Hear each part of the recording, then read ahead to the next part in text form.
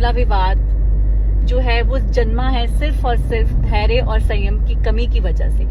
चाहे वो किसी भी तरफ से रही हो, बट इस केस में ना धैर्य बरता गया, ना पेशेंस दिखाई गई किसी भी साइड से, और ऊपर से जो डिसीजन लिया गया वो भी इतनी जल्दबाजी में लिया गया, उसमें भी जरा भी धैर्य नहीं रखा गया। पूरी तरीके से जो डिसीजन है वो मान्य नहीं है, एक तरह से आप कह सकते हो उसे, क्योंकि जब जांच में दोनों ही दोषी पाए गए, दोनों तरफ के जो पक्ष हैं दोषी पाए गए हैं, तो सिर्फ और सिर्फ इतना हार्श डिसीजन किसी के, आप भविष्य के साथ ये डिसीजन ले रहे हो, भविष्य को मद्देनजर रखते हुए ये डिसीजन ले रहे हो, तो ये तो बिल्कुल भी मान्य नहीं होना चाहिए। और मैं तो बिल्कुल अगेंस्ट हूँ इस डिसीजन के। दूसरी तरफ जो पेशेंट थे उनका भी जो पास्ट रिकॉर्ड है वो कोई ज्यादा अच्छा नहीं था।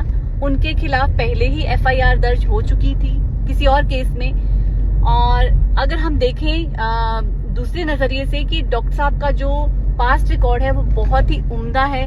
उनके जो कार्य हैं अपने कार्य क्षेत्र में, अपने जो चिकित्सा के क्षेत्र में जो कार्य हैं उन्होंने बहुत ही अच्छे किए हैं, लोगों की हर तरह से हेल्प की है। मुझे नहीं समझ में आ रही कि वो लोग क्यों नहीं सामने आके इस बात को बोल रहे हैं। और अगर सोशल मीडिया ट्रायल बेसिस पे ही जो है वो डिसीजन लिए जाने लगे, वहीं पे जो है हर समस्या का समाधान उन्हीं बेसिस पे होने लगे, तो हमारे कंट्री में जो है न्यायपालिका की जरूरत ही क्या है। फिर तो मॉब इकट्ठा होएगी और वहीं पे उन्हीं के बेसिस पे जो डिसीजन जो है वो हमारे माननीय सरकार ले ले। ये तो बिल्कुल ही मतलब भीड़ तंत्र पे दबाव में आके कोई डिसीजन लेना बहुत ही गलत है। मेरी नजर में तो ये डिसीजन बिल्कुल गलत है और सरकार को दोबारा इस पे सोचना चाहिए। और साथ ही साथ अगर रिव्यू होता भी है ये डिसीजन, तो